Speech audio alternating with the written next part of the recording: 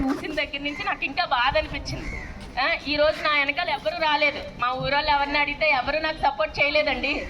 ఎవరు నా వెనక రాలేదు. నిన్న కూడా నేను ఒక్కదాన్నే వచ్చాను. ఈరోజు మా ఆయన తీసుకొచ్చారు నన్ను. ఎవరు నా వెనక రాలేదండి. నేను ఒక్కదాన్నే వచ్చాను. నేను ఒక్కదాన్నే వస్తానండి. వాళ్ళు కేసులు పెట్టినా ఏం చేసినా సరే నేనైతే మీతోనే ఉంటానని పోరాటం తప్పుగా ఏం అనుకోవద్దు. కేసు పెట్టి నన్ను ఇంకా ఇది చేశారు. ఒక అనితా మేడం హోమ్ మినిస్టర్ అయ్యి పాయకరావుపేట నియోజకవర్గంలో ఒకప్పుడు ఆవిడ ప్రతిపక్షంలో ఎంత ఇబ్బంది పడ్డారో ఆవిడకి తెలుసు. ఆ ప్రభుత్వం మీద నానా మాటలు అన్నారు, అలాగ దౌర్జన్యం అది ఇదినని.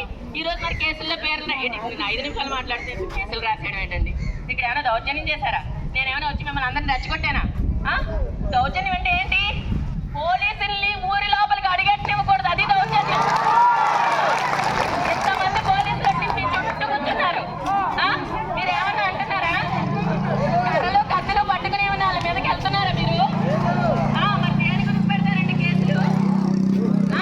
పోలీసులు ఏమన్నా ఊరి ఎంట్రెన్స్ లో ఆపేయాలి. ఆపేశారండి మీరేమన్నా? ఊరి ఎంట్రెన్స్ లో ఆపేస్తే అప్పుడు పోనీ.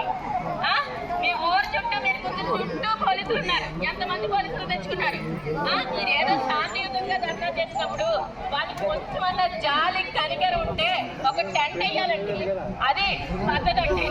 ఒక టెంట్ వేసి ఫోన్లో ఎండ వస్తుందో వాన వస్తుందో ఒక టెంట్ వేయగలిగితే అది కరెక్ట్. అంతే తప్ప ఏదో ఒకరు ఇద్దరు మాట్లాడితే వాళ్ళ మీద కేసులు పెట్టేస్తే అది కరెక్ట్ అంటే మా చేతుల అధికారం అంతకంటే ఏం చేయలేమంటారేమో. మరి అంటే టెంట్ వేసి అధికారం వాళ్ళకు ఉండకపోవచ్చేమోలండి. అంటే టెంట్ వేసి అధికారం వాళ్ళకు ఉండకపోవచ్చు కదా. మళ్ళీ హోమ్ మినిస్టర్ గారు చెప్పాలి. హోమ్ మినిస్టర్ గారు చెప్పాలి కదా. నిన్న డ్రోన్లు వచ్చి అంతా ఎగిరినాయండి. నిన్న డ్రోన్లు అన్నీ ఎగిరినట్లే కదండి. హోమ్ మినిస్టర్ గారు అన్నీ చూసే ఉంటారు. ఇప్పుడు ఎగరట్లేదే, ఎంత గట్టిగా ఉంది.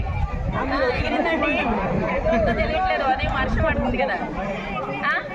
ఒక టెంట్ వేసి అవకాశం కూడా ఇవ్వట్లేదండి. ఒక టెంట్ వేసి అవకాశం అన్నా సరే ఇక్కడ ప్రజలకు ఇవ్వాలి. పాయకరావుపేట నియోజకవర్గ ఎమ్మెల్యే అయ్యుండి ఈ రోజు ధర్నా చేద్దామన్నా ఏం చేద్దామన్నా పర్మిషన్ ఇప్పించలేకపోవడం ఒక దౌర్జన్యం. ఎందుకంటే హోమ్ మినిస్టర్ పదవి చేతిలో ఉండి కూడా ఈ రోజు ఆవిడ చిన్న పర్మిషన్ ఇవ్వలేకపోయారంటే ఇంకేంటి ఆవిడ చేతిలో ఉన్నది? ఏముందండి ఆవిడ చేతిలో? పవర్ ఏముందండి? ముందు పవరు ఏంటంటే ఏమీ ఇవ్వకుండా, అప్లికేషన్ వెళ్ళకుండా, పడిచేసి అక్కడ వరకు వెళ్ళకుండా చేయడం అలాంటివి చేయగలరు అనమాట. ఎన్ని తిరిగారండి అప్పలరాజు గారు? మీరు పర్మిషన్ కోసం తిరిగారు కదా. 14 నుంచి 30 వరకు తిరిగారండి పర్మిషన్ల కోసం. ఒక పర్మిషన్ ఇప్పించలేకపోయారు. ఏంటి రాజీపేట గ్రామంలో ఎంతమంది ఉంటారండి మొత్తం? 10,000 జనాలు తిరగా పడితే పోలీసులు ఏమవుతారండి?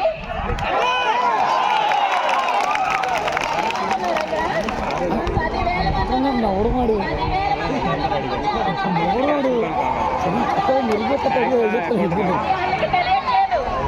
ఇంకా ఇక్కడ చాలా శాంతియుతంగా చేస్తున్నారు. చాలా శాంతియుతంగా చేస్తున్న వాళ్ళు ఇలా చేస్తున్నారంటే రేపు పొద్దున అదే అవుతుందండి. ఇప్పుడు శాంతియుత ఇప్పుడు ఒక బాబుడు మనం ఒకరిని పదే కొడతా ఉన్నాం అనుకోండి, వాళ్ళు ఏం చేయకపోయినా మనం పదే హింసిస్తున్నాం అనుకోండి, తిరగబడి కొడితే నువ్వు చస్తావు. అది అంటే ఏదో పడుతున్నారు కదా దెబ్బలు, వీళ్ళు ఏం కొట్టినాయి ఏం పేగలేదు అని చెప్పుకుంటారు. తిరగబడితే ఏమవుతావు? దొక్కుతారు మీకు, అంతే కదండి. అది ఆ తిరుగుబాటు వరకు కూడా పోలీసులు అలా చేయకుండా వీళ్ళందరికీ సహకరించాలి, శాంతియుత సహకరించాలని కోరుకుంటున్నామండి.